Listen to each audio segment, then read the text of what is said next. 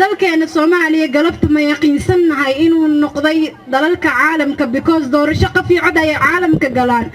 Soomaaliya markaan ahay maxaa u gali weynay doorasho qafiicad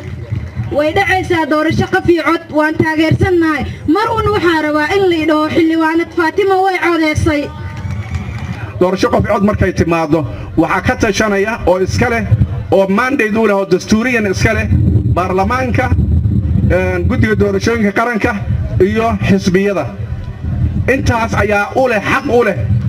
sidaa darteed annaga waa soo dhaweynaynaa nidaamka ka socda oo wada shaqaynta isfahamka ku aadan ka socdo dhuusamareeb laakiin marnaba ma ogolaanayno wax la yiraahdo doorasho dadban absolutely ma ogolaanayno wax la ogolaanayo ma aha madaxda dhuusamareeb ku shiraysa ee dawlad goboleedyada dawladda federaalka halkan waxaan uga dirayaa fariin baan uga dirayaa fariintaas waxay tahay haddii qof kasta hogaamiye ama siyaasi xukun haya uu rabitaanka shakhsiyad uu meel iska dhigo oo midda guud ee danta guud uu qaato ummaduna way heshiinaysaa dalkuna horumarkiisu hor u dhaqaaqaya waxaan madaxda faraya oo madaxweynaha jamhuuriyadda federaalka ugu horeeya faraya oo madaxda dawlad goboleedyada faraya oo ra'iisul wasaaraha xukuumadda faraya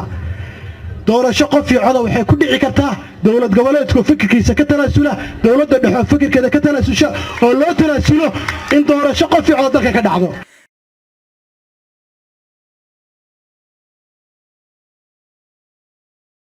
waxaan rabnaa inaan taageerno doorasho qafiicada waxaan u soo istaagnay maanta fagaaraha caanka ee taalada dhagax tuur inaan muujino dareenkeena ma qaadi karno doorasho kale oo dadban uma hayno waqti in lagu lumiyo in shacbiga Soomaaliyeed la caburiyo loo diido codkooda iyo xuquuqda muwaadinimo oo ay xaq u leeyihiin inay ku doortaan qofka ay rabaan oo mudan oo matali kara waxa xaqiiqo ah gabdhaha Soomaaliyeed waa dulqaad badan yihiin waa geesiyaashii ummadda sabata bixiyay waa kuwii dawladnimada Soomaaliyeed markay baaba'day dalkan u noqday dawladda kaliya oo ay ku hirato ummadda Soomaaliyeed waxay saldhig u dhigeen